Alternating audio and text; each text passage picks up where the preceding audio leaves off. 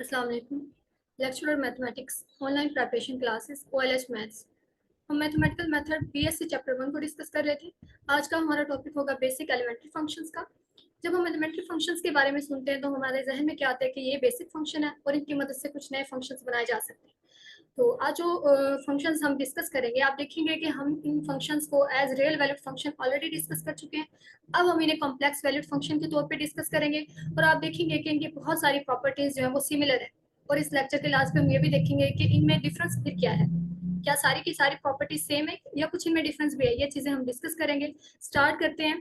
जो हमारा सबसे पहला एलिमेंट्री फंक्शन है वो एक्सपोनेंशियल फंक्शन है। अब क्योंकि हम इसे कॉम्प्लेक्स वैल्यूड एक्सपोनेंशियल फंक्शन के तौर पे डिस्कस कर रहे हैं तो आपको एक कॉम्प्लेक्स वेरिएबल चाहिए। हम ले लेते हैं z equals to x plus iota y. तो जो कॉम्प्लेक्स फंक्शन होगा एक्सपोनेंशियल, वो किस तरह से डिफाइन किया जाएगा? एक्सपोनेंशियल z इक्वल टू, आप यहाँ पे z की वैल्यू रख सकते हैं सिंप्लीफाई करने के लिए, एक्स प्लस आयोटा वाई। हमारा जो एक्सपोनेंशियल फंक्शन होगा कॉम्प्लेक्स वैल्यूड वो एक्सपोनेंशियल z ही है। यहाँ हमने इसको सिंप्लीफाई करने के लिए z की वैल्यू को रख दिया है एक्स प्लस आयोटा वाई। अब आपको पता है आप स्पेस को सेपरेट करके लिख सकते हैं। एक्स ई पावर एक्स हमने सेपरेट कर लिया, ई आयोटा वाई आपने सेपरेट कर लिया।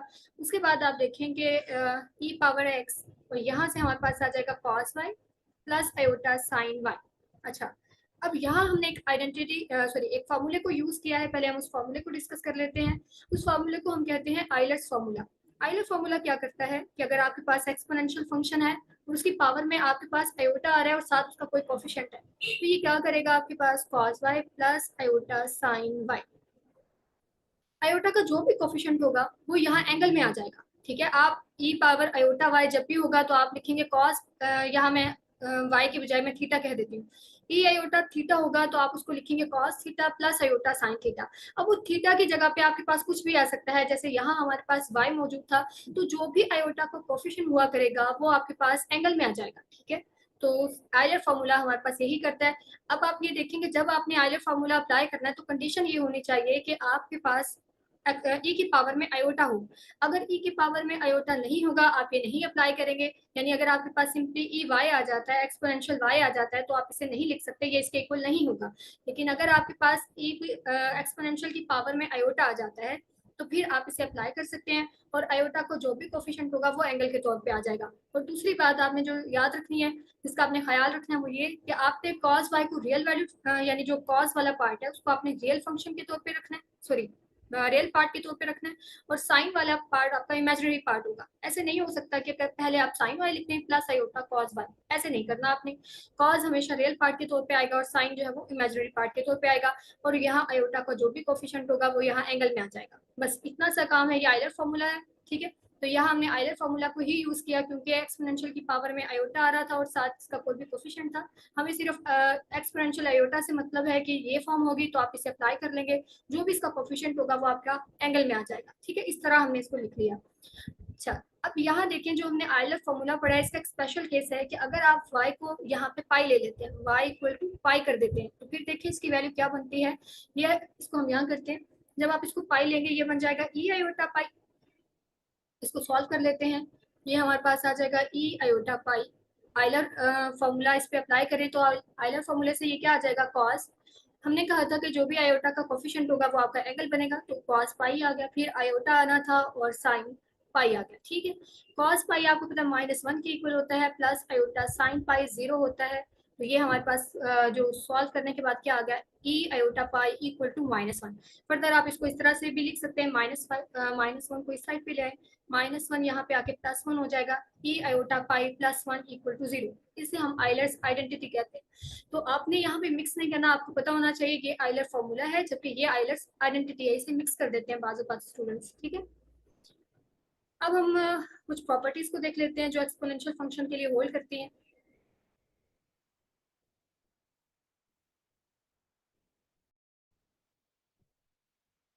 जी,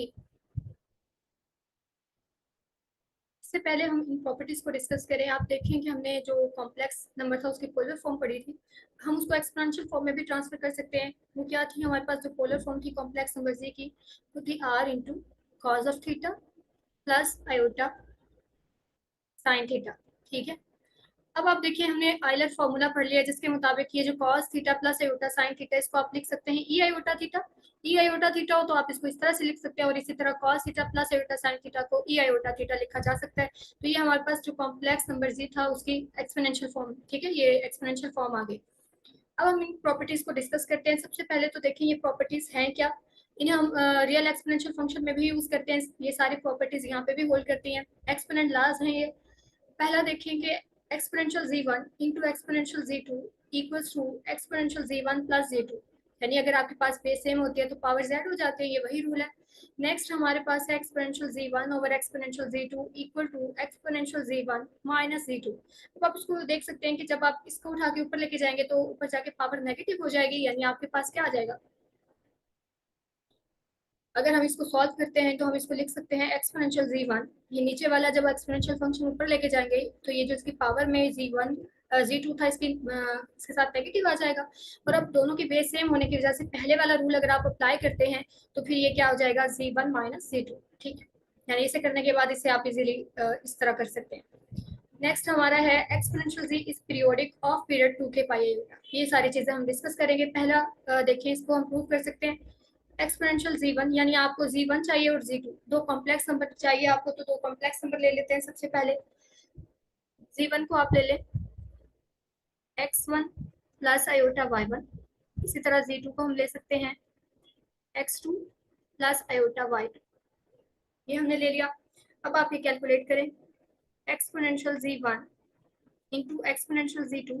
इसे हम कंसीडर करेंगे और प्रूव कर देंगे कि ये हमारे पास इक्वल आ जाता है एक्सपोनेंशियल z1 प्लस z2। ठीक है, तो वैल्यूज लगा दें। z1 की वैल्यू आप लगाएंगे, ये आ जाएगा x1 plus iota y1 into, इसी तरह z2 की वैल्यू यहाँ लगाएंगे तो आपको मिलेगा x2 प्लस आयोटा y2। उसके बाद इनको सेपरेट किया जा सकता है।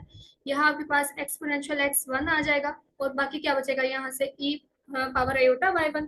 और e पावर आयोटा y1 को जैसे हमने स्टार्ट में ही डिस्कस किया था कि अगर आपके पास e power x plus iota y था तो उसको हमने लिख लिया था exponential x into cos y plus iota sign y। वही रूल सेम यहाँ पे भी आप अप्लाई करें तो यहाँ से आपको मिलेगा cos y1 plus iota sign y1।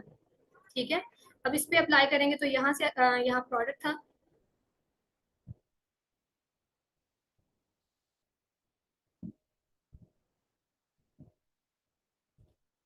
यहाँ से आपको मिलेगा एक्सपोनेंशियल x2 इंटू, अब क्योंकि यहाँ पे y2 है तो ये cos y2 आ जाएगा प्लस आयोटा साइन y2। अब आप इनको मल्टीप्लाई कर लें।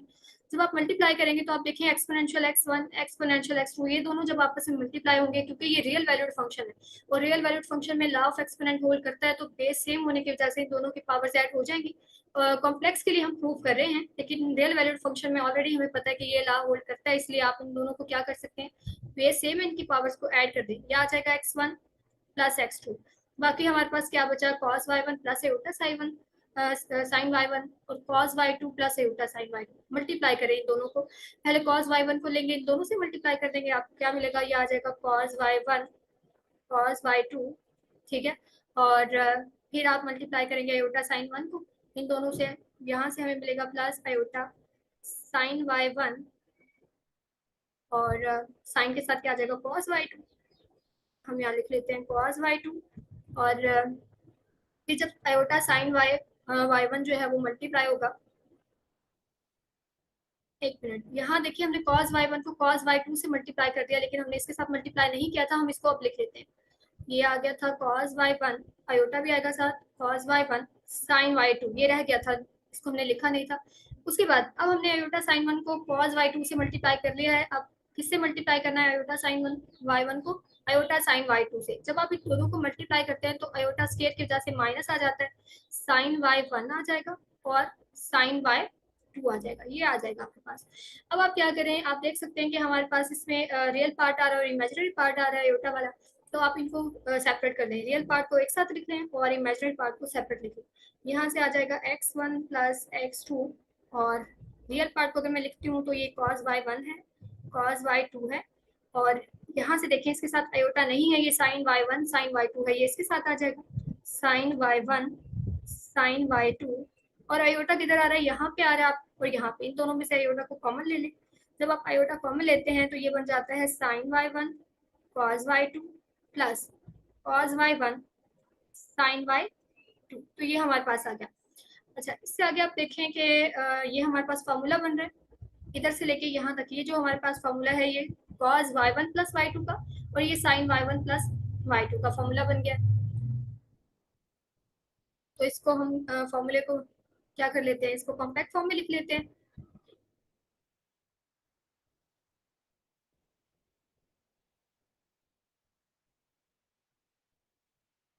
जी, ये हमारे पास आ जाएगा exponential x one plus x two, और यहाँ हमारे पास फॉर्मूला कंप्लीट होके बन गया y one plus y two और plus iota sine y one plus y to.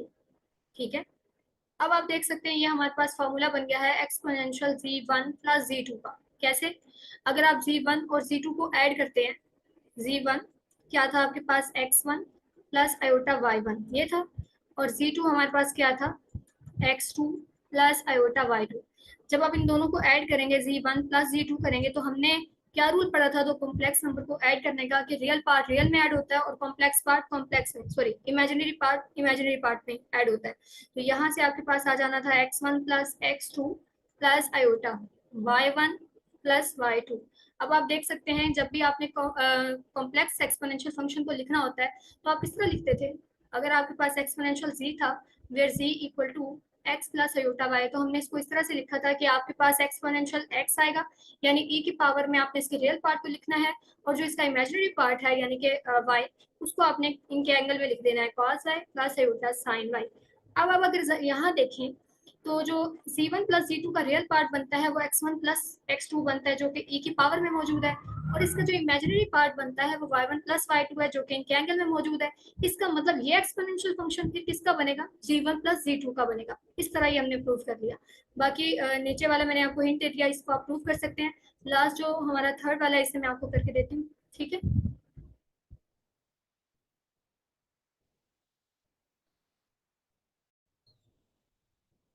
Last पे हमने देखना है कि जो एक्सपोनेंशियल जी है इस पीरियोडिक ऑफ पीरियड टू के पाई आयोटा, यानी एक ये जो ये फंक्शन जो है वो एक पीरियोडिक फंक्शन है और इसका पीरियड क्या है टू के पाई आयोटा है।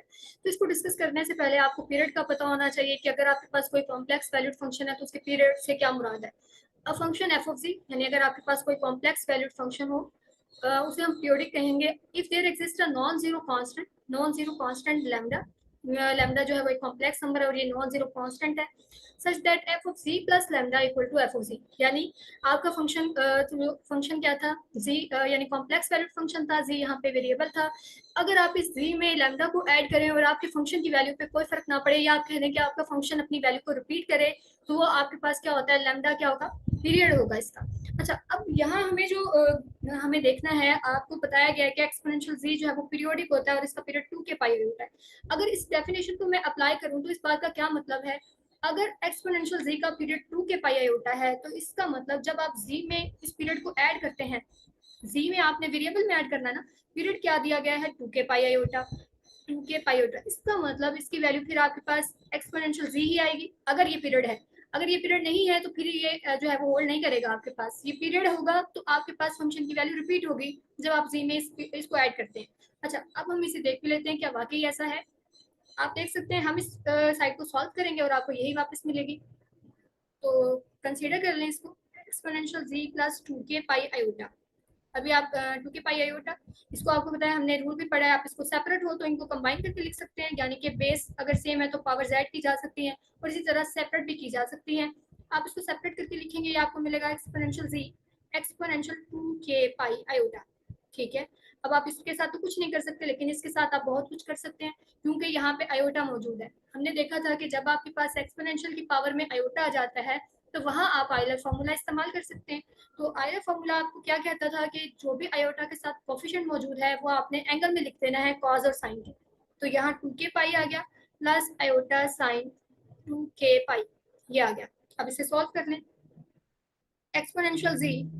अच्छा, अब यहाँ ये टू पाई के मल्टीपल है, टू पाई के आपके पास कोई भी मल्टीपल आ जाए, कॉज उसमें हमेशा क्या होता है वन, और साइन तो पाई टू पाई के मल्टीपल हो या सिंपल पाई के मल्टीपल हो उन सब पे साइन क्या हो जाता है जीरो। तो यहाँ से आपके पास क्या आया exponential z one plus zero iota, ये आपके पास वन ही है, और एक्सपोनेंशियल जी आप देख सकते हैं हमने जब z plus 2k pi iota किया तो हमारे पास हमारा फंक्शन एक्सपोनेंशियल z ही यानी रिपीट हो गया। इसका मतलब ये जो 2k पाई आयोटा है ये हमारे फंक्शन एक्सपोनेंशियल z का पीरियड है। अच्छा, अब यहाँ तो ये बात की ना कि आपको बताया गया था कि जो एक्सपोनेंशियल z है इसका पीरियड 2k पाई आयोटा, और हमने यहाँ पे सिर्फ चेक किया है क्या वाकई ये 2k पाई आयोटा इसका पीरियड है। लेकिन ऐसा भी हो सकता है कि आपको कहा जाए कि आप इसका पीरियड फाइंड करें। उस सूरत में आपको ये फाइंड कैसे करना है कि एक्सपोनेंशियल z आपको दिया क्या हो और आपको कहा जाए कि आप इसका पीरियड फाइंड करें, वो क्या होगा। तो उसे हम फाइंड भी कर सकते हैं। इनफैक्ट कोई भी कॉम्प्लेक्स वैल्यूड फंक्शन आ जाए तो आप यही डेफिनेशन अप्लाई करके उसका पीरियड फाइंड कर सकते हैं। मैं आपको इसी का पीरियड फाइंड करके दिखाती हूँ और आप देखिएगा कि ये 2k पाई आयोटा ही आएगा। ठीक है, तो इसको हम कर लेते हैं स्टार्ट। हमारी डेफिनेशन पीरियड की आपको पता होनी चाहिए। इस डेफिनेशन को अप्लाई करेंगे और हमारा जो पीरियड है एक्सपोनेंशियल z का वो निकल आएगा। ठीक है,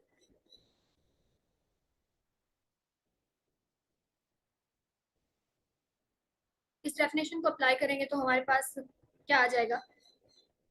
हमारा फंक्शन क्या है, सबसे पहले आपको फंक्शन का पता होना चाहिए। हम एक्सपोनेंशियल z का पीरियड फाइंड करने की कोशिश कर रहे हैं। अगर मुझे इसका पीरियड चाहिए तो इस डेफिनेशन के मुताबिक f of z plus lambda क्या होगा। f ऑफ z तो आपका एक्सपोनेंशियल z है और f of z plus lambda क्या होगा, ये आपके पास आ जाएगा एक्सपोनेंशियल, क्योंकि आपने z की जगह रिप्लेस किया है z प्लस लैम्डा से, तो z की जगह आपके z प्लस लैम्डा आ जाएगा। याद रखना है, आपने हमने डेफिनेशन में देखा है कि जो आपके पास पीरियड है लैम्डा वो एक कॉम्प्लेक्स नंबर है, नॉन जीरो कॉम्प्लेक्स कांस्टेंट है। तो आगे जब हम इसकी जरूरत पड़ेगी वहां आपने इसका ध्यान रखना है। अच्छा, अब आप देखिए डेफिनेशन ये कहती है कि इन दोनों इनकी वैल्यूज इक्वल होगी, यानी आपके पास f of z plus lambda equal आएगा एफ ऑफ जी के, तब लैम्डा पीरियड बनेगा। अब हमें अगर पीरियड चाहिए तो हम इन दोनों वैल्यूज को इस डेफिनेशन के अकॉर्डिंग इक्वल रख लेंगे। इक्वल रखने के बाद हम इसे सॉल्व करेंगे और लैम्डा की वैल्यू फाइंड आउट करेंगे। तो हाँ जी, इन दोनों को इक्वल रखने से आपके पास आया exponential z plus lambda equal to exponential z। यहाँ से आप रूल अप्लाई करें, सेपरेट कर दें दोनों को। एक्सपोनेंशियल z सेपरेट हो गया, ई पावर लैम्डा सेपरेट हो गया एक्सपोनेंशियल z। अब यहाँ पे भी एक्सपोनेंशियल z है और यहाँ पे भी, ये दोनों कैंसिल हो जाएंगे। यहाँ से आपको क्या मिलेगा, एक्सपोनेंशियल लैम्डा रह गया और यहाँ पे 1 रह गया। उसके बाद आप देखें, अब हमने क्योंकि डेफिनेशन में देखा था लैम्डा क्या है, लैम्डा एक कॉम्प्लेक्स कांस्टेंट है। लेट कर लें कि लैम्डा जो आपके पास है वो अल्फा प्लस आयोटा बीटा है। ठीक है, मैंने कॉम्प्लेक्स नंबर की फॉर्म में इसको लिख लिया। जब ये वैल्यू आप यहाँ रखते हैं आपको क्या मिलता है, लैम्डा की जगह रखते हैं alpha plus iota beta equals to 1। इसको फिर से सेपरेट करें, alpha iota beta equals to 1 e power alpha. E iota beta, इस पे आप क्या लगा सकते हैं, आयलर फॉर्मूला, क्योंकि एक्सपोनेंशियल की पावर में आयोटा मौजूद है। तो वो क्या कहता है, आपके पास जो भी कोफिशिएंट है उसको आप यहाँ पे एंगल में बना दें, iota sine beta equals to 1। अब आप क्या कर सकते हैं, अब आप देखिए इसको अंदर मल्टीप्लाई कर दें एक्सपोनेंशियल को। जब आप एक्सपोनेंशियल अल्फा को अंदर मल्टीप्लाई करते हैं तब आपको क्या मिलता है, ये हमारे पास आ जाएगा e power alpha exponential alpha cos beta, ये आ गया exponential alpha cos beta plus iota exponential alpha sine beta equals to 1। अब हमें इसे सॉल्व करना है। सॉल्व करने के लिए आप क्या कर सकते हैं, दोनों इक्वेशन की दोनों साइड को इक्वेट कर लें। रियल पार्ट रियल के इक्वल आ जाएगा और इमेजिनरी पार्ट इमेजिनरी पार्ट। अब आप देख रहे हैं कि जो हमारी राइट साइड है यहाँ आपको कोई इमेजिनरी पार्ट नजर नहीं आ रहा है, इसका मतलब वो क्या है, जीरो है। ठीक है, अब आप इसको इक्वेट करेंगे तो रियल पार्ट रियल के इक्वल, यानी आपके पास आ जाएगा e power alpha cos of beta equals to 1। और दूसरी इक्वेशन जो हमें यहाँ से मिलेगी वो आ जाएगा e power alpha sine beta equal to 0। ठीक है, इमेजिनरी पार्ट इमेजिनरी के इक्वल आ गया। अब ये हमारे पास दो इक्वेशंस आ गई हैं, 1 2 कह लें या ठीक है। उसके बाद आप देखें कि इन दोनों इक्वेशंस को आपको सॉल्व करना है, अल्फा बीटा की वैल्यू निकालनी है। इधर से हम सॉल्व करेंगे इजीली, हमारे पास एक इन दोनों में से अल्फा और बीटा में से किसी एक की वैल्यू आ जाएगी, उधर आप यहाँ पुट करेंगे उसे, तो आपको बीटा दूसरे जो हमारा यहाँ पे कांस्टेंट होगा उसकी वैल्यू मिल जाएगी। जब आप इक्वेशन नंबर 2 को सॉल्व करते हैं, ये आपके पास क्या आ गया, ई पावर अल्फा साइन बीटा, इसे हम सॉल्व करते हैं। आप देखिए जो एक्सपोनेंशियल अल्फा है ये एक रियल वैल्यूड फंक्शन है। ठीक है, कॉम्प्लेक्स वैल्यूड नहीं है ये हमारे पास, क्योंकि अल्फा एक रियल नंबर था। क्यों रियल नंबर है, आपने देखें अल्फा को डिफाइन किया एक कॉम्प्लेक्स नंबर। जब आप किसी भी कॉम्प्लेक्स नंबर को डिफाइन करते हैं तो ये जो कोफिशिएंट होते हैं ये रियल नंबर में से लिए जाते हैं। इसका मतलब ई पावर अल्फा एक रियल वैल्यूड फंक्शन है, और जो रियल वैल्यूड एक्सपोनेंशियल फंक्शन होता है उसकी वैल्यू कभी भी जीरो नहीं होती। E power alpha can never be zero. अगर ये जीरो नहीं है तो फिर कौन जीरो होगा, साइन बीटा जीरो होगा। ठीक है, तभी तो इनका प्रोडक्ट जीरो आ रहा है आपके पास। तो यहाँ आपके पास आ जाएगा साइन बीटा इक्वल टू 0। अब साइन यहाँ पे साइन बीटा इक्वल टू 0 होने का मतलब है आपने ये बताना है साइन की वैल्यू किस पे आपके पास कौन से एंगल पे क्या होती है 0। तो आपको पता है साइन की जो वैल्यू 0 होती है वो एन पाई पे होती है, या पाई के मल्टीपल आप इसको कह सकते हैं, ठीक है। एन बिलोंग्स टू 0, यहाँ हमारे पास बीटा की वैल्यू क्या निकल आई, एन पाई निकल आई। अब ये जो वैल्यू निकली है बीटा की, इसको इक्वेशन नंबर 1 में पुट किया जा सकता है, वहां से हम अल्फा की वैल्यू निकाल लेंगे। चले यहाँ से हम इक्वेशन नंबर 1 को देखते हैं, ये इससे क्या बना, e power alpha as it is रहने दें, कॉस बीटा की जगह आप उसकी वैल्यू पुट कर दें, वो हमारे पास एन पाई आई है इक्वल टू ये 1 के। तो यहाँ से e power alpha as it is cos n pi पे क्या होता है -1 raise to power n equal to 1। अब यहाँ से आपके पास एक और रियल वैल्यूड फंक्शन जो होता है एक्सपोनेंशियल, उसकी प्रॉपर्टी आप यूज करें। वो प्रॉपर्टी क्या है, जो रियल वैल्यूड एक्सपोनेंशियल फंक्शन होता है उसका आंसर कभी भी आपको माइनस में नहीं मिलता। अब यहाँ देखिए जो हमारी ये वाली साइड है ये पॉजिटिव है, तो इसका मतलब इस साइड को भी पॉजिटिव होना चाहिए, नेगेटिव आंसर इसका नहीं आना चाहिए, क्योंकि आपको पता है नेगेटिव अगर यहाँ पे बना तो कभी भी 1 के इक्वल नहीं होगा, क्योंकि 1 पॉजिटिव है। अगर आप इस साइड को भी पॉजिटिव बनाना चाहते हैं तो ये जो आपके पास पावर आ रही है इनकी, एन पावर आ रही है, इसको इवन लेना पड़ेगा, क्योंकि अगर आप इसको ओड रखते हैं तो यहाँ से माइनस एक्सपोनेंशियल अल्फा आ जाएगा, वो कभी भी 1 के इक्वल नहीं आएगा। तो यहाँ आप एन को इवन लेंगे, यानी हम एन को ले लेते हैं 2 के, फिर के इज एन इंटीजर। तो यहाँ से जब आप एन को इवन रखेंगे तो -1 की पावर जब आप कोई इवन नंबर लेते हैं तो वो क्या आ जाता है 1।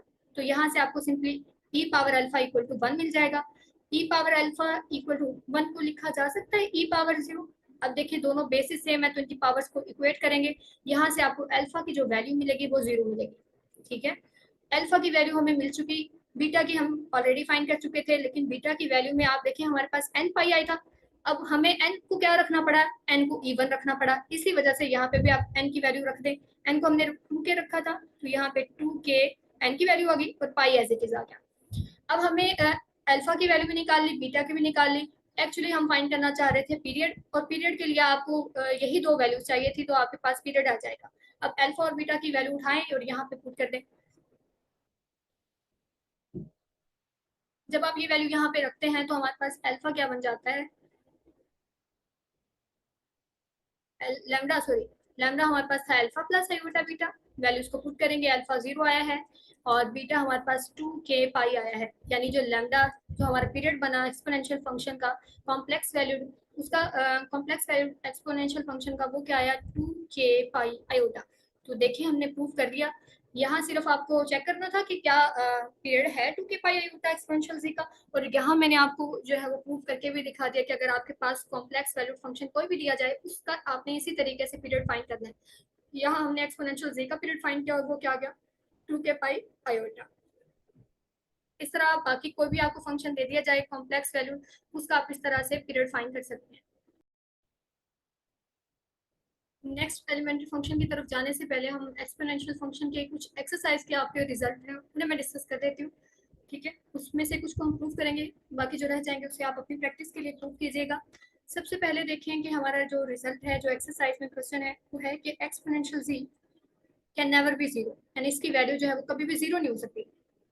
इसकी वजह क्या है, आपको पता है कि जो रियल वैल्यूड एक्सपोनेंशियल फंक्शन होते हैं उसकी वैल्यू भी कभी 0 नहीं होती, और जो रियल वैल्यूड फंक्शन उसकी तो खासियत ये भी है कि उसकी वैल्यू कभी नेगेटिव भी नहीं होती। लेकिन आप यहाँ पे देखेंगे जो कॉम्प्लेक्स एक्सपोनेंशियल फंक्शन है इसकी वैल्यू 0 कभी नहीं होगी, लेकिन नेगेटिव इसकी हो सकती है, उससे भी हम डिस्कस करेंगे। अच्छा, सबसे पहले आप देखिए इसको किस तरह से प्रूव किया जा सकता है। यहाँ पे जी आपके पास किसके इक्वल था, एक्स प्लस आयोटा वाई के इक्वल था। अब हमें क्योंकि अगर आप इसको माइनस जी कर देते हैं तो ये आपको क्या मिलेगा, -x माइनस आयोटा वाई, ठीक है। और एक्सपोनेंशियल जी के साथ जब आप इसका प्रोडक्ट लेते हैं माइनस जी के साथ, एक्सपोनेंशियल जी का आप प्रोडक्ट लेते हैं एक्सपोनेंशियल माइनस जी के साथ, आपको क्या मिलेगा एक्सपोनेंशियल जी माइनस जी, और इसे अगर आप सॉल्व करते हैं तो एक्सपोनेंशियल 0, और ये आपको क्या मिलेगा एक्सपोनेंशियल 0 क्या होता है, ये इक्वल टू 1 होता है। इसका मतलब आपको यहाँ से क्या पता चल रहा है कि जो एक्सपोनेंशियल माइनस जी है वो मल्टीप्लिकेटिव इनवर्स है एक्सपोनेंशियल जी का। आपको ये भी पता है कि अगर कोई कॉम्प्लेक्स कोई भी नंबर, कोई कॉम्प्लेक्स नंबर अगर आप चाहते हैं उसका मल्टीप्लिकेटिव इनवर्स एग्जिस्ट करे तो उसका नॉन जीरो होना जरूरी है। अब यहाँ से आप क्या कंक्लूजन निकाल सकते हैं कि अगर एक्सपोनेंशियल जी का मल्टीप्लिकेटिव इनवर्स एग्जिस्ट कर रहा है जो कि एक्सपोनेंशियल माइनस जी है, इसका मतलब फिर एक्सपोनेंशियल जी नॉन जीरो है, क्योंकि अगर ये जीरो होता तो फिर तो इसका मल्टीप्लिकेटिव इनवर्स एग्जिस्ट कर ही नहीं सकता था, ठीक है। तो ये एक शॉर्टकट भी है कि आपने देखा कि किस तरह से हम प्रूव कर सकते हैं कि एक्सपोनेंशियल जी नॉन जीरो होता है। ठीक है, एक और इसका हमारा जो है वो एक्सरसाइज में क्वेश्चन है, exponential z equal to one if and only if z equal to, आपके पास है if and only if z is equal to, आप इसको इस तरह से भी लिख सकते हैं 2 के पाई आयोटा, या आप इसको लिखा जाता है जैसे जो आपकी एक्सरसाइज में लिखा है वो ये लिखते हैं कि exponential z equal to one if and only if z is multiple of 2 pi iota. तो चाहे आप मल्टीपल ऑफ 2 पाई आयोटा लिखें या आप 2 के पाई आयोटा लिखें, एक ही बात है, क्योंकि के यहाँ पे मल्टीपल को ही शो करेगा 2 पाई आयोटा के। ठीक है, दोनों तरह से आप इसको कर सकते हैं। अच्छा, इसे मैं आपको प्रूव करवा सकती हूँ, इसको मैं प्रूव करवा देती हूँ। जब आप exponential z equal to one, इसको हमने सॉल्व करना है। जी हमें पता है जी किसके इक्वल होता है, एक्स प्लस आयोटा वाई के इक्वल होता है। ये वैल्यू रखें यहाँ पे, जी की जगह आ जाएगा x plus iota y equal to one. अब इस सेम प्रोसीजर हमने पीरियड फाइंड करने के लिए जिस तरह से इक्वेशंस को सॉल्व किया था वैसे ही करना है आपने। यहाँ सेपरेट करेंगे, e power iota y equal to one आ जाएगा, एक्सपोनेंशियल एक्स आ जाएगा, ई आयोटा वाई पे आइलर फॉर्मूला लगाया, cos y plus iota sine y मिला, और फिर हमारे पास यहाँ क्या पड़ा है, वन पड़ा है, और अंदर मल्टीप्लाई करेंगे एक्सपोनेंशियल कॉस वाई आ जाएगा plus iota exponential x sine y आ गया इक्वल टू वन। अब क्योंकि हमने इक्वेशन को दोनों साइड पे कंपेयर करना है रियल और इमेजिनरी पार्ट्स के लिए, तो यहाँ इमेजिनरी पार्ट नजर नहीं आ रहा आपको, तो इसका मतलब उसका कोफिशिएंट क्या है, जीरो है। तो अब कंपेयर करेंगे तो आपको यहाँ से दो इक्वेशंस मिलेंगी, एक आपको मिलेगा x exponential x cos y equal to one, और आपको मिलेगा exponential x sine y equal to zero. अब उसी तरह हम क्या करेंगे, इन दोनों इक्वेशन को सॉल्व करना है आपने, एक्स और वाई की आपने वैल्यू निकालनी है। एक्स और वाई की वैल्यू हमें क्यों चाहिए, क्योंकि आपने ये प्रूव करना है कि exponential z equal to one था, तो हमें फिर क्या मिलना चाहिए, अगर आपने कंसीडर किया है इस पार्ट को, हमने exponential z equal to one हमने कंसीडर किया, हमें प्रूव करना पड़ेगा फिर जी इक्वल टू टू के पाई आयोटा होगा। और आपको पता है जी के लिए आपको एक्स की वैल्यू भी चाहिए, आपको वाई की वैल्यू भी चाहिए। तो ये तो हमने यानी कि पहले इस तरह से कर लिया। नेक्स्ट टाइम आप, क्योंकि ये इफ एंड ओनली के साथ है, फिर आप कंसीडर करेंगे कि जी इक्वल टू टू के पाई आयोटा है, और प्रूव करेंगे कि एक्सपोनेंशियल जी फिर उस केस में वन के इक्वल होता है। ठीक है, तो अब हम इन्हें सॉल्व करते हैं एक्स वाई की वैल्यू के लिए। ये जो हमारी क्वेश्चन है इसे हम वन कह देते हैं, इसे आप टू कह लें। क्वेश्चन नंबर टू को सॉल्व करेंगे तो आपको यहाँ से मिलेगा exponential x sine y equal to zero. Same वही प्रोसीजर, क्योंकि एक्सपोनेंशियल एक्स एक रियल वैल्यूड फंक्शन है, इसकी वैल्यू कभी भी जीरो नहीं होगी, और जब हम इसे एक कॉम्प्लेक्स वैल्यूड फंक्शन के तौर पे लेते हैं तब भी इसकी वैल्यू जीरो नहीं होती, हमने डिस्कस कर लिया। इसका मतलब अगर ये जीरो नहीं है तो फिर साइन वाई जीरो है। ठीक है ना, क्योंकि साइन वाई ये भी एक हमारे पास रियल वैल्यूड फंक्शन है और ये भी रियल वैल्यूड फंक्शन है, तो इनका प्रोडक्ट अगर जीरो है तो इसका मतलब इन दोनों में से कोई एक मस्ट भी जीरो होगा। अगर एक्सपोनेंशियल एक्स नॉन जीरो है तो इसको फिर जीरो होना पड़ेगा। यहाँ से आपको मिलेगा sine y equal to zero, और हमें पता है साइन किसके मल्टीपल यानी एंगल क्या रखते हैं तो जीरो होता है एन पाई, तो यहाँ से आपको एन पाई मिला। एन जो है यहाँ पे एक इंटीजर है, यहाँ से वाई की वैल्यू निकल आई, ये वैल्यू उठा के रखें इक्वेशन नंबर वन में। तो जब आप इसको इक्वेशन नंबर वन में रखते हैं तो आपको क्या मिलता है, आपके पास आ जाएगा exponential x as it is cos y की जगह पे हमने रखना है n pi equals to one. यहाँ से exponential x cos n pi पे क्या हो गया, minus one raise to power है इक्वल्स टू वन। अब वही वाला केस है कि यहाँ पे देख रहे हैं हम पॉजिटिव वन आ रहा है, यहाँ पे आपके पास माइनस वन की पावर n आ रहा है।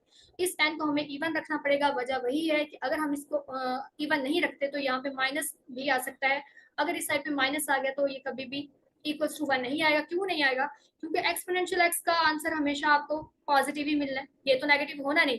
तो जब आपके पास यहाँ से माइनस आएगा तो इस साइड में माइनस में हो जाना है, और ये तो पॉजिटिव है, ये कभी भी इक्वल टू वन नहीं आएगा। तो इस वजह से हम एन को इवन रखेंगे। जब आप एन को इवन रखेंगे तो यहाँ से सिंपल आपके पास वन आएगा पावर लेने से, इवन पावर लेने से, और यहाँ से क्या पड़ा हुआ है एक्सपोनेंशियल एक्स मल्टीप्लाई हो गया, ये रह गया, और यहाँ से आपको वन मिला। इसको फिर से आप क्या क्या लिख सकते हैं, exponential x as it is, one को लिखा जा सकता है एक्सपोनेंशियल पावर जीरो। अब दोनों की बेस है, मैं पावर्स को इक्वेट करेंगे तो यहाँ से x की वैल्यू क्या मिली, जीरो।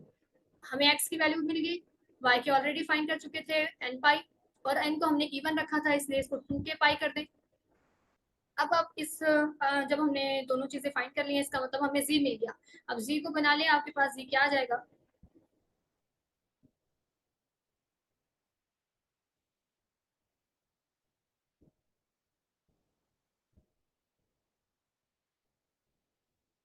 जी z आपके पास, क्योंकि x प्लस आयोटा y होता है, x की वैल्यू जीरो है, y की 2 के पाई, और आयोटा ये एज इट इज। तो जी आप देख सकते हैं हमारे पास आ गया है 2k पाई आयोटा। तो हमने प्रूव कर दिया कि अगर एक्सपोनेंशियल जी इक्वल टू 1 होगा उस सूरत में फिर जी क्या होना चाहिए, 2k पाई आयोटा। अब ये इसका पहला पार्ट हो गया। कन्वर्सली अब हम इसका कन्वर्स पार्ट करेंगे। कन्वर्स का मतलब क्या है, आपने इस बार लेना है कि z equal to 2k pi iota है और आपने प्रूव करना है फिर एक्सपोनेंशियल जी इक्वल टू 1 हो जाता है। कंसीडर कर लें एक्सपोनेंशियल जी को, जी की वैल्यू लगा दें which is 2k pi iota. Solve कर लें, सॉल्व कर सकते हैं क्योंकि आयोटा आ रहा है एक्सपोनेंशियल की पावर में। इसका मतलब ये जो इसका कोफिशिएंट है इस पे हम ये हमारे पास आइलर फॉर्मूला अप्लाई करते हुए एंगल में आ जाएगा cos 2k pi plus iota sign 2k पाई। और इसको जब आपने सॉल्व करना है 2 पाई का कोई भी मल्टीपल आ जाए cos हमेशा 1 होता है और साइन उस पर हमेशा 0 होता है। ठीक है, यानी यहाँ से आपको वैल्यू मिली एक्सपोनेंशियल जी की सिंपल 1। तो प्रूव हो गया दोनों साइड को कि एक्सपोनेंशियल जी अगर 1 होगा वो कब हो सकता है, if and only if z is equal to 2k pi iota और z is integral multiple of 2 pi iota. ठीक है, अच्छा इसी से मिलता जुलता एक और आपकी एक्सरसाइज में ही रिजल्ट है कि दो कॉम्प्लेक्स नंबर को इक्वेट किया गया है वो कब इक्वल हो सकते हैं। उसके लिए हम देख लेते हैं, वो आप इसी रिजल्ट से निकाल सकते हैं। यानी अगर आपके पास दो एक्सपोनेंशियल फंक्शन है, एक एक्सपोनेंशियल जी 1 है और एक एक्सपोनेंशियल जी 2 है, तो ये दोनों इक्वल कब हो सकते हैं। कॉम्प्लेक्स नंबर को तो हमें पता है इक्वल जब आपने करना होता है तो कब करते हैं, जब उनके रियल और इमेजिनरी पार्ट्स आपके पास सेम होते हैं। ठीक है, और अब अगर आपको कॉम्प्लेक्स वैल्यूड फंक्शन को इक्वेट करना है जो कि एक्सपोनेंशियल फंक्शन की हम बात कर रहे हैं, तो कब होंगे, एक एक्सपोनेंशियल फंक्शन जी 1 ले लिया, एक हमने जी 2 ले लिया एक्सपोनेंशियल जी 2। ये दोनों इक्वल कब होंगे, if and only if z 1 minus z 2 is equal to 2k pi iota with k belongs to z. अच्छा ये कैसे होगा प्रूफ, सेम यही प्रोसीजर है। अगर आप इसको कंसीडर करते हैं, जब आप इसको कंसीडर करेंगे एक्सपोनेंशियल जी 1 इसको उठा के इधर लेके आए एक्सपोनेंशियल जी 2 तो यहाँ 1 रह जाएगा। अच्छा अब हमने ये देखें रूल पढ़ा था कि अगर आपके पास क्वोशंट आ जाता है इस तरह से एक्सपोनेंशियल फंक्शन का, ये पावर ऊपर जाके माइनस होके ऐड होती है तो ये जी 1 माइनस जी 2 बन जाता है इक्वल्स टू 1। अब अगर आप देखें इस जी 1 माइनस जी 2 को, ये भी तो एक कॉम्प्लेक्स नंबर ही आएगा। अगर आप इसको जी पुट कर दें तो ये आपके पास वही सवाल बन जाएगा एक्सपोनेंशियल जी इक्वल टू 1। तो हमने प्रूव कर लिया था कि एक्सपोनेंशियल जी इक्वल टू 1 कब होता है, जब जी क्या होता है equal to 1 if and only if z equal to 2k pi iota. तो अभी आप देखें वापस से पुट करते हैं, जी को हमने क्या रखा था जी 1 माइनस जी 2, जी को हमने ये सपोज कर लिया था इक्वल टू 1 होगा if and only if z की जगह पे z 1 minus z 2 equal to k pi iota. तो ये देखें आपका इजीली प्रूव हो जाता है, इस तरह से आप इसको कर लीजिएगा कंप्लीट। ठीक है, नेक्स्ट हमारे पास है कि अगर आपके पास एक्सपोनेंशियल फंक्शन है, आप उसका मॉडुलस कैलकुलेट करना चाहते हैं तो वो किसके इक्वल होगा,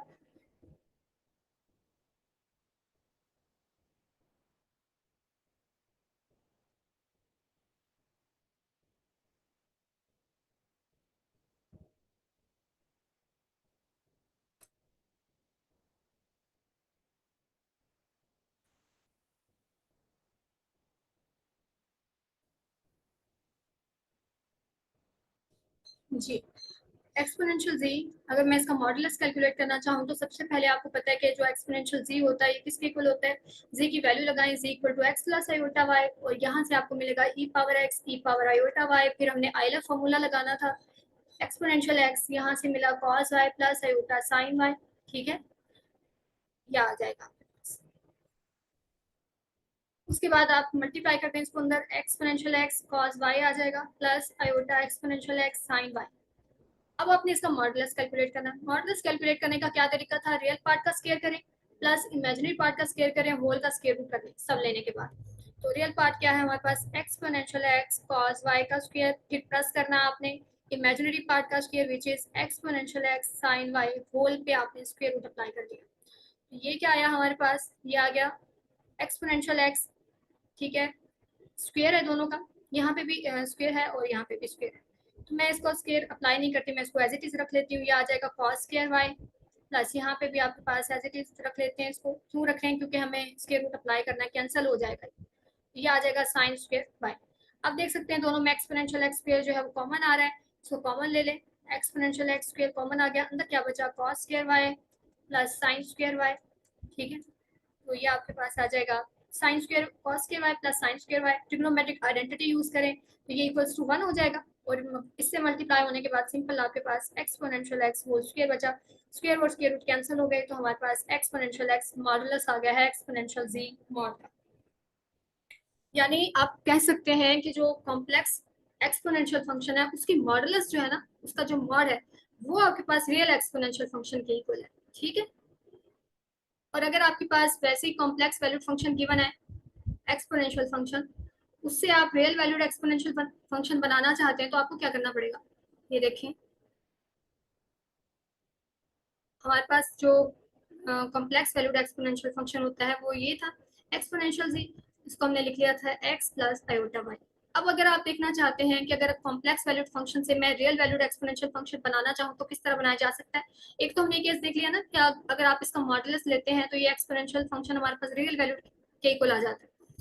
अगर यहाँ आप इससे निकालना चाहते हैं तो आप इसमें देखिए, अगर y जीरो हो जाता है, अगर y यहाँ पे जीरो हो जाता है तो फिर ये जो हमारा कॉम्प्लेक्स एक्सपोनेंशियल फंक्शन था ये रियल एक्सपोनेंशियल फंक्शन के साथ कंसाइड कर जाएगा, क्योंकि जब आप y को यहाँ जीरो रखेंगे ये सारा खत्म, यहाँ सिंपल x बचेगा।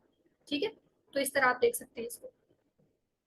नेक्स्ट कुछ मजीद हमारे पास प्रॉपर्टीज हैं।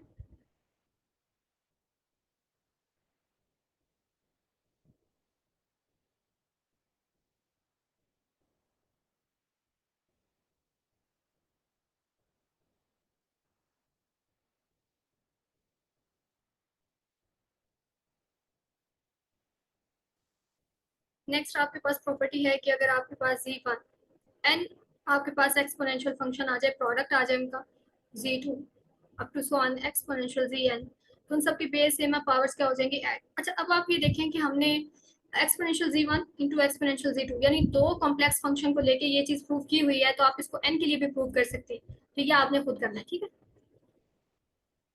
इसी तरह हमारे पास एक और है एक्सपोनेंशियल z की पावर अगर आप n लेते हैं तो ये आ जाता है एक्सपोनेंशियल nz। तो ये प्रूव करना तो बिल्कुल आसान है, इसको आपने कंसीडर करना है, डिमोवरस थ्योरम अप्लाई करेंगे ये इजीली आपके पास आ जाएगा, तो ये आप प्रूव कीजिएगा। नेक्स्ट एलिमेंट्री फंक्शन की तरफ जाते हैं जो कि हमारे पास है ट्रिग्नोमेट्रिक कॉम्प्लेक्स ट्रिग्नोमेट्रिक फंक्शंस, वो हमारे पास इसके बाद आने वाले जो हमारे पास एलिमेंट्री फंक्शन है उनको डिस्कस करते हैं।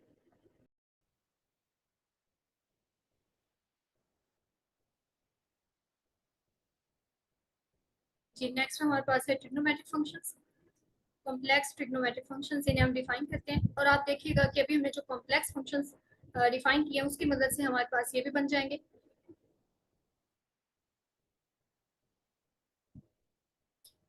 सबसे पहले देखें कॉम्प्लेक्स ट्रिग्नोमेट्रिक फंक्शन में साइन सी, ये किसके इक्वल होता है, exponential iota c minus exponential minus iota c over two iota. इन्हें हम प्रूव भी करेंगे, बड़ा इजीली ये प्रूव हो जाते हैं। नेक्स्ट है cos c exponential iota c plus exponential minus iota c over two. जब आप ये दोनों प्रूफ कर लेंगे उसके बाद बाकी ट्रिग्नोमेट्रिक फंक्शन इन्हीं के कॉम्बिनेशन से बन जाते हैं। जैसे अगर आपको tan बनाना है, tan जी आपको पता है किसके इक्वल होता है, साइन सी ओवर कॉस जी। ठीक है, तो ये जब आप करते हैं तो आपके पास इसकी जो वैल्यू बनती है वो आता है आयोटा सी माइनस, क्योंकि जब आप साइन की वैल्यू रखेंगे तो ऊपर साइन आ जाएगा, नीचे कॉस की रखेंगे टू टू से कैंसिल हो जाएगा, बाकी चीजें आपके पास रह जाएंगी, आयोटा रह जाएगा वो कैंसिल नहीं हुआ, और आयोटा जी प्लस ई पावर माइनस आयोटा जी, इस तरह से। और बाकी भी लिखे जा सकते हैं। सेकेंड किसके इक्वल होता है, वन ओवर कॉस के, तो जब आप वन ओवर कॉस करेंगे तो ये टू ऊपर चला जाएगा और नीचे आपके पास आ जाएगा e iota z plus E minus iota जी। इसी तरह कोसेकेंड को लिखेंगे तो आपको साइन वन ओवर साइन करना पड़ेगा, तो जब आप वन ओवर साइन करेंगे तो टू आयोटा ऊपर चला जाएगा, वन ओवर ये सॉरी टू आयोटा ऊपर चला गया, नीचे हमारे पास आया ई आयोटा जी माइनस आयोटा जी, और हमारा एक ट्रिग्नोमेट्रिक फंक्शन रह गया जो कि आपके पास कॉट है। कॉट को मैं यहाँ लिख देती हूँ, कॉट जी किसके इक्वल होगा, कॉट के लिए आपको टेन का रेसिप्रोकल लेना पड़ेगा, जब आप टेन को उल्टेंगे तो ये iota into iota z plus E minus iota जी ऊपर चला जाएगा और नीचे आपके पास आ जाएगा आयोटा जी माइनस आयोटा जी। इस तरह से ही तमाम ट्रिग्नोमेट्रिक फंक्शन जो है वो एक्सपोनेंशियल फॉर्म में रिप्रेजेंट किए जा सकते हैं। तो इसके बाद आप देखेंगे कि हम हाइपरबोलिक फंक्शन भी एक्सपोनेंशियल फंक्शन की मदद से बना लेंगे। मूव करते हैं इनको। सबसे पहला देखें कि इसको हम किस तरह से प्रूव करेंगे। अच्छा, हम यहाँ से स्टार्ट करते हैं। और आप देखेंगे कि ये आ जाएगा आपके पास आयोटा सी क्या, एक्सपोनेंशियल आयोटा सी। इस पे आप देखिए हम आइलर फॉर्मूला लगा सकते हैं, क्योंकि एक्सपोनेंशियल की पावर में आपको आयोटा नजर आ रहा है। जब भी एक्सपोनेंशियल की पावर में आयोटा हो तो हम इस पे क्या कर सकते हैं, आइलर फॉर्मूला अप्लाई कर सकते हैं। तो वो क्या कहते हैं कि आपके पास ये जो कोफिशिएंट है आयोटा को इसका एंगल बना दें, cos जी प्लस आयोटा साइन जी, ये आ जाएगा। अच्छा, ये आयोटा जी था। अगर आपके पास एक्सपोनेंशियल माइनस आयोटा जी को अगर आप लिखते हैं तो ये क्या बनेगा, आयोटा का कोफिशिएंट क्या है, माइनस जी, तो इस बार एंगल क्या होगा, माइनस जी प्लस आयोटा साइन माइनस जी। उसके बाद आपको पता है कॉस इवन फंक्शन होने की वजह से माइनस यहाँ से खत्म हो जाएगा, कॉस जी आ जाएगा। लेकिन साइन क्योंकि और फंक्शन है, माइनस को बाहर निकाल देगा, माइनस आयोटा साइन जी। तो ये आपके पास दो वैल्यूज आ गई हैं, माइनस आयोटा जी। अब अगर आप इन दोनों को ऐड कर लें, एक बार आप ऐड करेंगे आपको कॉस की मिल जाएगी, एक बार आप इनको सब्ट्रैक्ट करेंगे आपको साइन का रिजल्ट मिल जाएगा। चलिए हम पहले ऐड कर लेते हैं इन दोनों को। जब आप इन दोनों को ऐड करेंगे, यानी हमने ऐड करना है एक्सपोनेंशियल आयोटा जी को और एक्सपोनेंशियल माइनस आयोटा जी को।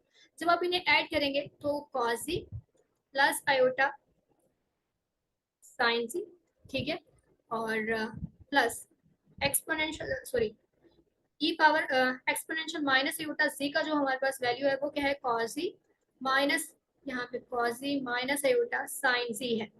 अब देख सकते हैं कि आयोटा साइन जी और माइनस आयोटा साइन जी, इनके साइन अल्टरनेट होने की वजह से कैंसिल हो जाएंगे। क्या बचा बाकी, cos z plus cos z which is equal to 2 time cos z. और हमें क्योंकि कॉस की वैल्यू चाहिए, 2 नहीं चाहिए, दूसरी साइड पे शिफ्ट कर दें। यहाँ से आपको कॉस जी की वैल्यू क्या मिली, यहाँ से हमें मिली exponential iota z plus exponential minus iota z divided by 2। तो आप देख सकते हैं ये हमारा प्रूव हो गया। सेम प्रोसीजर से मैंने जैसे आपको बताया था, ऐड करेंगे तो साइन मिल गया। अब इनको सब्ट्रैक्ट कर दें।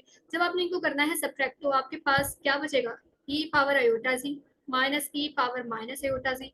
जब आपने सब्ट्रैक्ट करना है तो यहाँ साइन चेंज हो जाना है, ये जो प्लस का था इसमें माइनस हो जाना है, यानी हमें क्या मिलेगा, कॉस सी। पहले इसकी वैल्यू लगाएं आयोटा जी की, एक्सपोनेंशियल आयोटा जी की, आयोटा साइन सी, फिर हमने माइनस लगाना है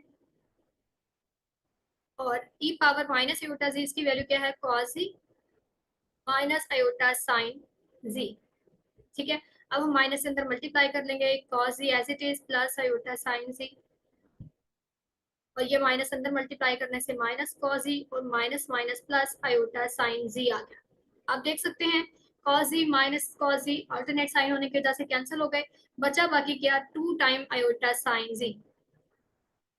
तो हमें क्योंकि साइन जी की वैल्यू चाहिए, बाकी सारी वैल्यू को दूसरी साइड पे ट्रांसफर करेंगे, यहाँ मल्टीप्लाई हो रहे हैं उधर जाके डिवाइड हो जाएंगे और आपको साइन जी की वैल्यू मिल जाएगी which is equal to exponential iota z minus exponential minus iota z divided by 2 iota. तो आप देखिए हम दोनों को प्रूव कर चुके हैं, और उसके बाद आप देखें जब इन दोनों को कर चुके हैं तो फिर ये तो बाकी इनके कॉम्बिनेशन से ही बनेंगे, ठीक है।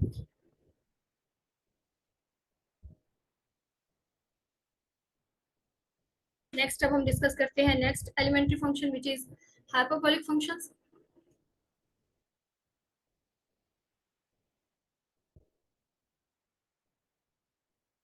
नेक्स्ट हमारे पास हाइपरबोलिक फंक्शंस है, कॉम्प्लेक्स वैल्यूड हाइपरबोलिक फंक्शंस।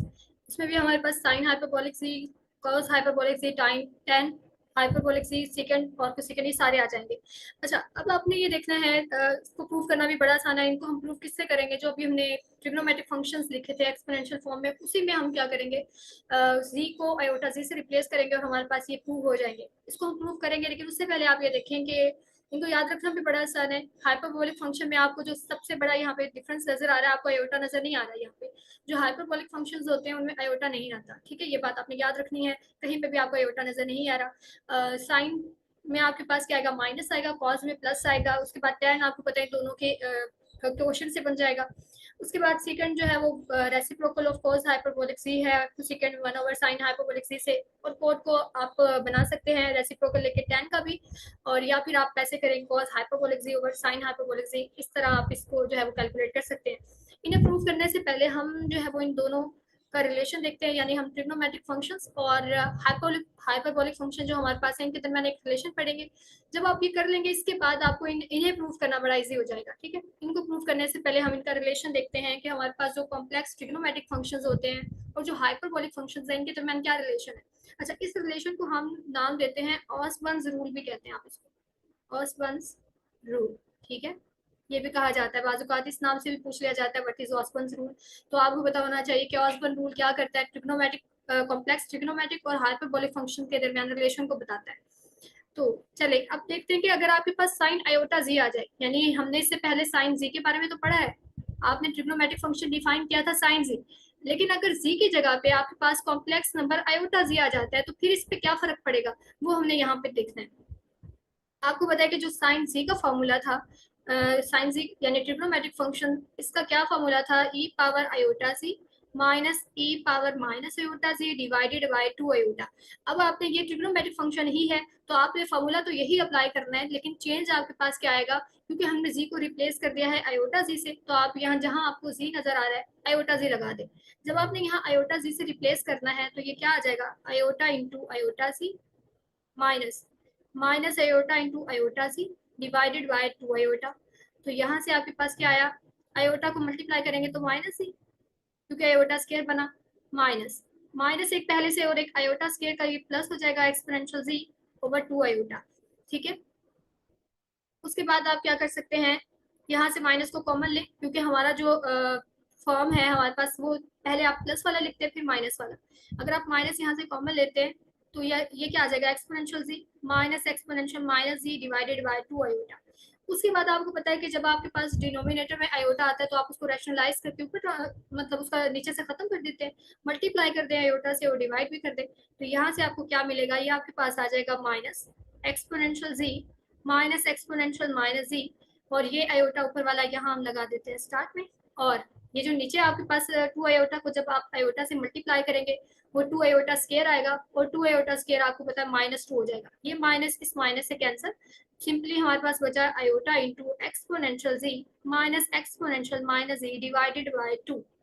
ठीक है, अब आप ये देखें कि ये जो exponential z minus exponential minus जी ओवर 2 है, ये किसके इक्वल है, अगर आप यहाँ से हाइपरबोलिक फंक्शन पे नजर दौड़ाएं तो ये आपका हाइपरबोलिक फंक्शन साइन जी है। ठीक है, तो यानी कि आपने सॉल्व किया था साइन आयोटा जी को और हमने देखा ये इक्वल आ गया आयोटा एज इट इज, और जो ये ब्रैकेट के अंदर फंक्शन है ये हमारे पास साइन हाइपरबोलिक जी ये वाला फंक्शन है। ठीक है, तो यानी रिलेशन क्या बना कि जब आप ट्रिग्नोमेट्रिक फंक्शन साइन के अंदर आयोटा आयोटा आ जाएगा आपके पास, तो फिर आयोटा बाहर निकाल देगा साइन, और जो भी फंक्शन जो भी वेरिएबल यहाँ पे होगा उसके साथ आप हाइपरबोलिक लगाएंगे।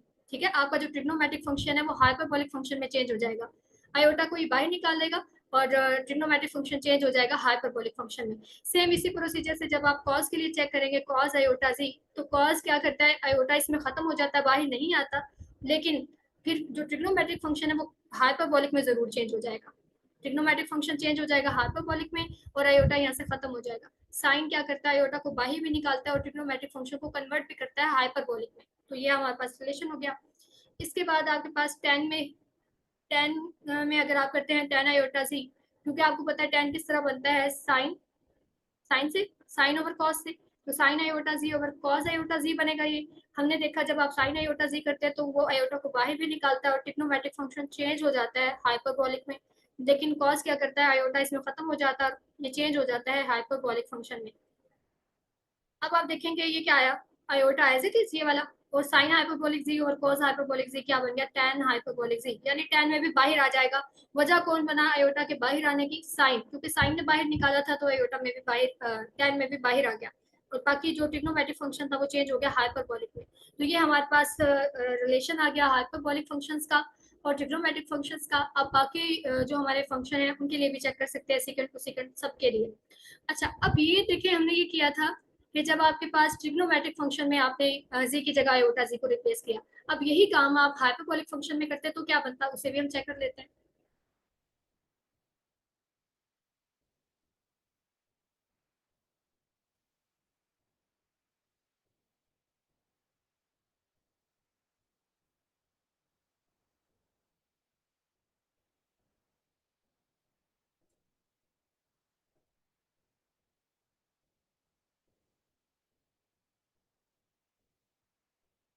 अगर आपके पास साइन हाइपरबोलिक होता और इसमें आप जी की जगह पे आयोटा जी को रिप्लेस करते, तो ये क्या करता है, इसको ना आप इन्हीं रिजल्ट्स के थ्रू प्रूव कर सकते हैं। यहाँ मैं आपको इसको प्रूव करके नहीं दे रही हूँ क्योंकि मैंने पहले आपको करके दिखा दिया कि किस तरह आपने करना है, अब ये आपकी प्रैक्टिस है, आप इसको करिएगा।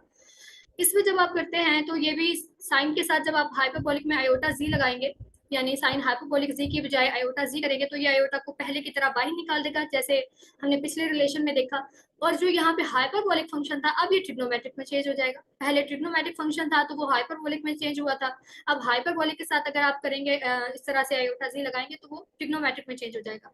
अगर आप कॉस की बात करते हैं, कॉस हाइपरबोलिक आयोटा जी करेंगे तो क्योंकि आयोटा खत्म हो गया था कॉस में जब आपने पहले देखा था, तो यहाँ पे भी आयोटा खत्म हो जाएगा, लेकिन हाइपरबोलिक फंक्शन चेंज हो जाएगा ट्रिग्नोमेट्रिक फंक्शन में।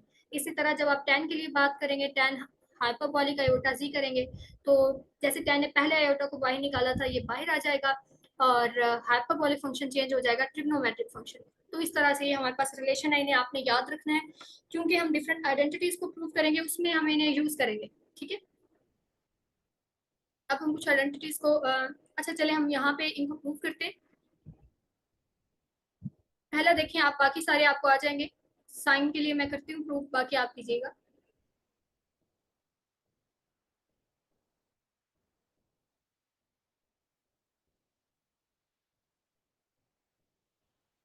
जी, साइन हाइपरबोलिक जी को मुझे प्रूव करना है कि इक्वल होता है exponential z minus exponential minus z divided by 2। इससे पहले हम ट्रिग्नोमेट्रिक फंक्शंस में देख चुके हैं कि अगर आपके पास साइन साइन जी होता है तो ये किसके इक्वल था? ये इक्वल था exponential iota z minus exponential minus iota z divided by 2 iota. काम हमने वही करना है जो मैंने अभी आपको करके दिखाया था। अगर आप ट्रिग्नोमेट्रिक फंक्शन से हाइपरबोलिक में जाना चाहते हैं तो इसका मतलब आपको रिप्लेस करना पड़ेगा जी को आयोटा जी से। ये हमें किसने बताया? ये हमें ऑसबर्न्स रूल ने बताया कि अगर आप ट्रिग्नोमेट्रिक से हाइपरबोलिक में जाना चाहते हैं तो जी को रिप्लेस कर दें आयोटा जी से। इसी तरह अगर आपने हाइपरबोलिक से ट्रिग्नोमेट्रिक में जाना है तब भी आपको जी से जी को आयोटा जी से रिप्लेस करना पड़ता है, तो ये दोनों एक दूसरे में कन्वर्ट हो जाते हैं। तो हमने इसी वजह से क्या करना है, यहाँ पे जी को रिप्लेस करते हैं आयोटा जी से।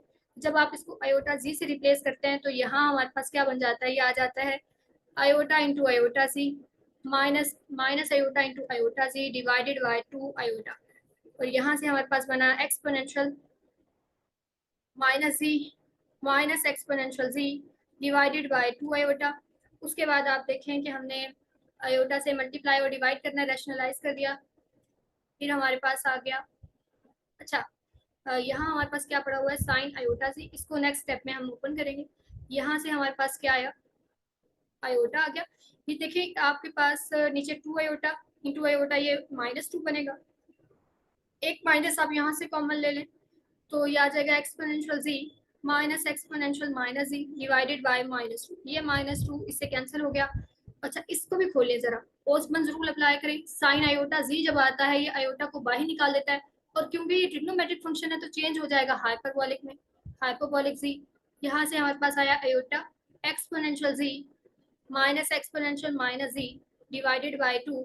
अब ये देखिए ये आयोटा और ये आयोटा दोनों हो जाएंगे कैंसिल, तो यहाँ से हमें मिल गया sine hyperbolic z equal to exponential z minus exponential minus z divided by 2। ठीक है, तो इसी तरह बाकी अगर ये रूल हमें पता होगा तो इजीली आप क्या कर सकते हैं, इन्हें प्रूव कर सकते हैं। ठीक है, बाकी सारे ट्रिग्नोमेट्रिक फंक्शन आप प्रूव कीजिएगा आपकी प्रैक्टिस के लिए। अब हम कुछ आइडेंटिटीज को प्रूव करते हैं। जी, बड़ी सिंपल सी आइडेंटिटीज हैं, इन्हें हम रियल वैल्यूड फंक्शन में भी देखा था हमने। ट्रिग्नोमेट्रिक आइडेंटिटी हम बहुत बार यूज करते हैं, इसे हम कॉम्प्लेक्स वैल्यूड फंक्शन के लिए भी प्रूव कर लेते हैं। Sine square z plus cos square z equal to 1। Consider करते हैं लेफ्ट हैंड साइड को। साइन जी आपको पता है किसके इक्वल होता है? Sine z equal to exponential iota z minus exponential minus iota z divided by 2 iota.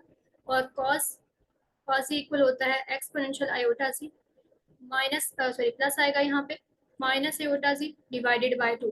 तो ये दोनों वैल्यूज हमें पता है, हमें क्या करना है? स्क्वायर करके इन्हें ऐड करना है।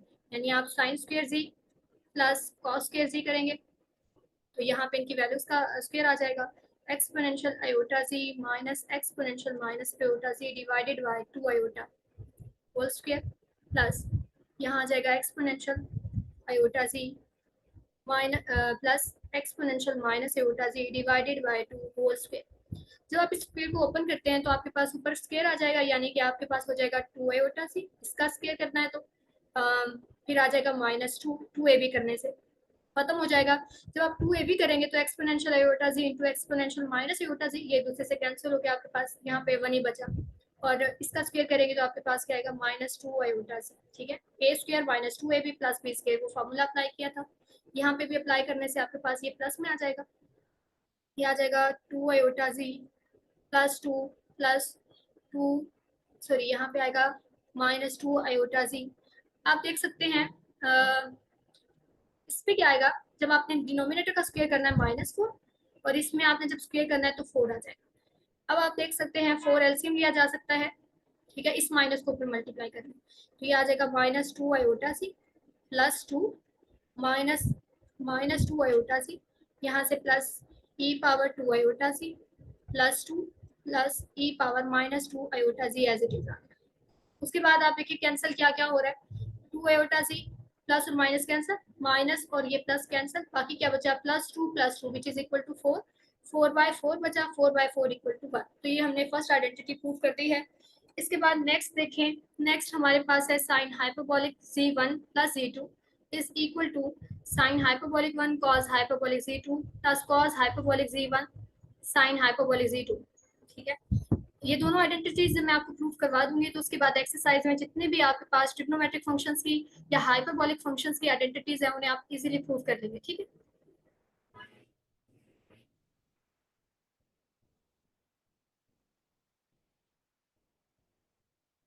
जी नेक्स्ट हम देखते हैं sign hyperbolic z1 plus z2, इसे हमें प्रूव करना है। अच्छा इससे पहले आप ये देखिए कि अगर आपके पास साइन z1 यानी हाइपरबोलिक फंक्शन नहीं होता, z1 + z2, इसके बारे में तो हमें आइडेंटिटी पता है, आप प्रूफ भी कर सकते हैं। तो वो क्या होती है, आपके पास sine z1 cos z2 plus cos z1 sine z2, ठीक है, इजीली प्रूव भी की जा सकती है ये।